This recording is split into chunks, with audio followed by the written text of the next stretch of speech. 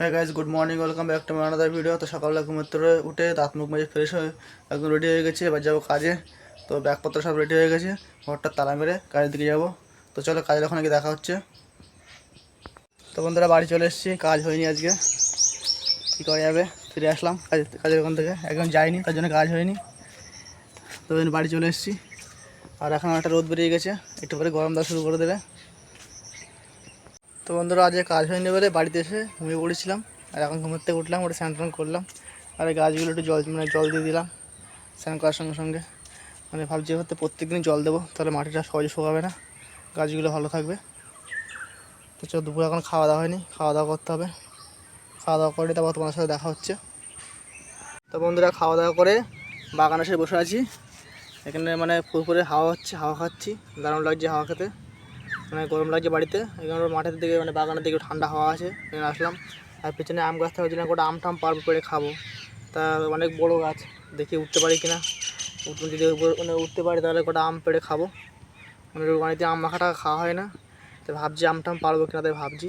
স্নান টান করা হয়ে গেছে, তাই এই স্নান টান করে গাছে উঠবো কিনা তাই ভাবছি। তো বন্ধুরা অনেকক্ষণ ধরে বসে বসে চিন্তাভাবনা করছিলাম যে আম গাছে উঠে আম টাম পারবো কিনা, কেন স্নান টান করা হয়ে গেছে। এখন গাছে উঠলে গাটা ঘেমে পুরো একদম গাটা নোংরা হয়ে যাবে, তাই অনেকক্ষণ ধরে ভাবছিলাম উঠবো কিনা।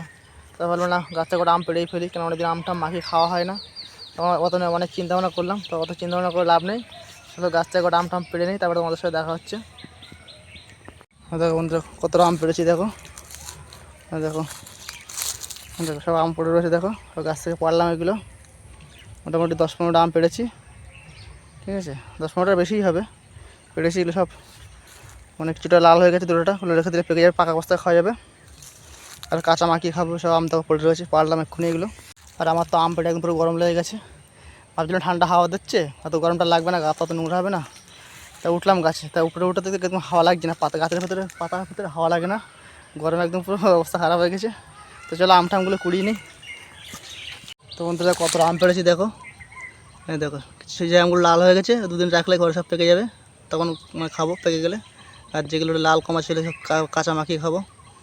তো কতটা আম, তো বাড়ির থেকে গামলা টামলা নিয়ে আসি, এগুলো বাড়িতে নিয়ে যেতে হবে। বন্ধুরা বাড়ির থেকে এই যে গামলাটা নিয়ে আসছি, এই গামলার মধ্যে আমগুলো নিয়ে যাবো বাড়িতে। তো চলে আগে আমগুলো নিয়ে আসি, অন্ধকার হয়ে যাচ্ছে আস্তে আস্তে। তো বন্ধুরা কতটা আম পেড়েছি দেখো, গামলাটা ছোটো গামলা, তো দেখো গামলাটা ভর্তি হয়ে গেছে, দেখো মনে হচ্ছে এক গামলা আম। আমগুলো একটু বড়ো বড়ো, তো অল্প কটা আম পেড়েছি, তাই গামলা ভর্তি হয়ে গেছে। তো চলো আমগুলো নিয়ে বাড়ি যাওয়া যাক এবার। তো বন্ধুরা আমগুলো নিয়ে বাড়ি চলে এসেছি, আর প্রচুর গরম লাগছে, প্রচুর গাটা পুরো ঘেমে হয়ে গেছে, চ্যান হয়ে গেছে একদম পুরো। তো আগে একটু ফ্যানের হাওয়াটাও খেয়ে নিই, গাটা ঠান্ডা করে নিই, তারপরে হাত মুখ ধোবো। তো বন্ধুরা হাত মুখ ধুয়ে এসেছি, আর সঙ্গে দুটো আম কেটে নিয়ে এসেছি, যে বাটিতে মাখানো হয়ে গেছে ঝাল লঙ্কা টাঙ্কা দিয়ে, তারপর বসে খাচ্ছি। সন্ধ্যেবেলা হয়, সন্ধ্যে দিচ্ছে, আমি বসে আম মাখা খাচ্ছি। অনেকদিন আম মাখাটা খাওয়া হয় না, তা ভাবলাম আজকে একটু আম টাম মাখা খাওয়া যাক।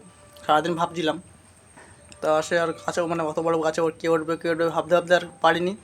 তো সন্ধ্যেবেলা কী মনে হলো, পেড়েই ফেলি, তা পেড়ে নিয়ে যে মাখিয়ে খাচ্ছি এখন।